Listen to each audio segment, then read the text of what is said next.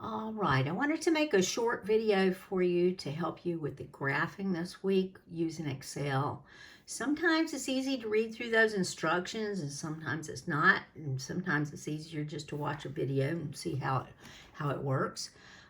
I do have an Apple computer, an iMac, so I don't know if this looks different for you. I don't think so because it's still Excel. But just in case it does, I'm trying to point out to you where you need to go. So here's our data from the wheat plants. You're also going to have data from the rye plants, but I'm just working with the wheat plants right now. So the first thing that we need to do after we enter the data is select all of the data and then go up here to insert because we want to graph this data. Okay? So we're going to insert a graph into this table. Now, you go over here and you look for the section where there's a whole bunch of graphs and find the one with the dots. That's the one you want to select.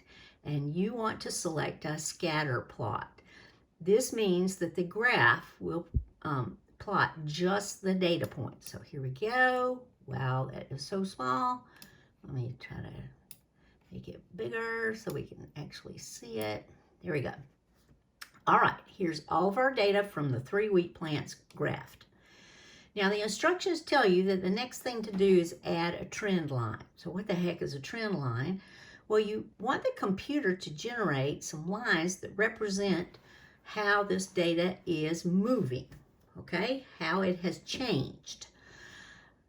And so that is called a trend line. You do not connect the dots to make a line in science. You find trend lines. So what is the overall trend of the data? And as you can tell, from week 0 all the way to week 8, the plants actually grow in height. That makes a lot of sense.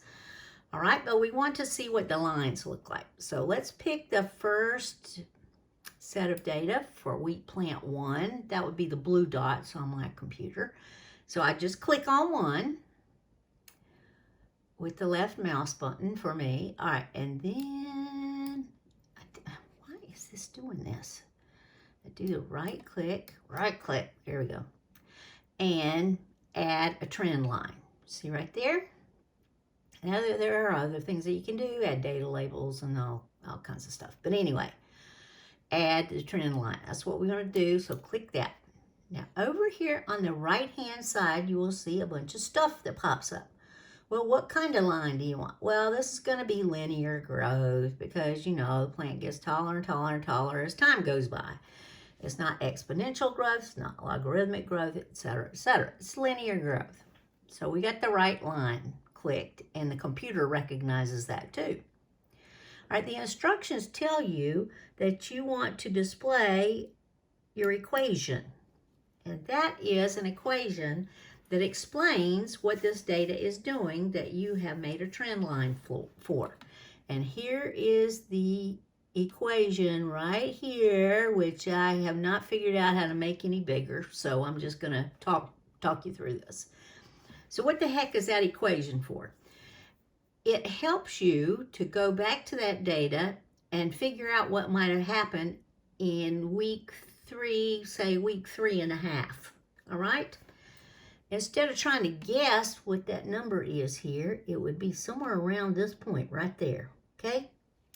Instead of trying to guess that number, that equation right there tells us how to calculate it. So y is the height of the plant, and that's what you want to find.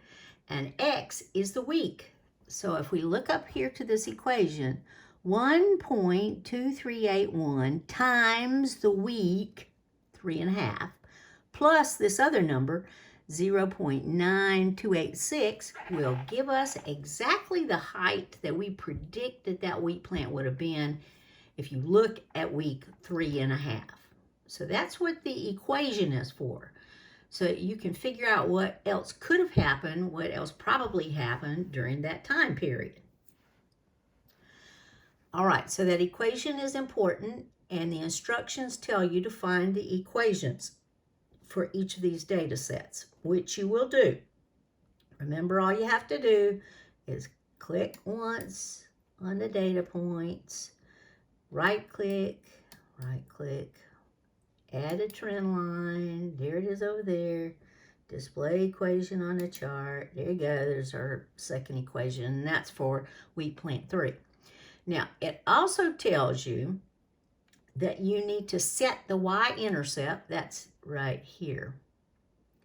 The y-intercept. The instructions tell you that. Why is that? So why would the height of the wheat plant start at 0 at week 0? Because you just planted the seed, right?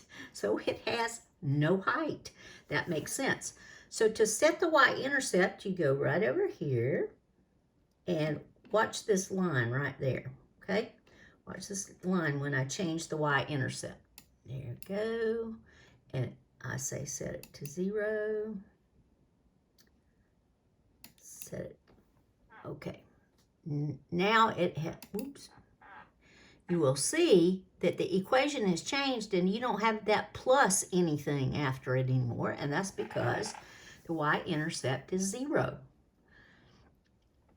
So if you want to predict what happened in week number 6.5, you just plug that in to y equals 0.9853 times 6.5, and that will give you most likely and very close to the height of that wheat plant during that particular time. So that's why you have the equations.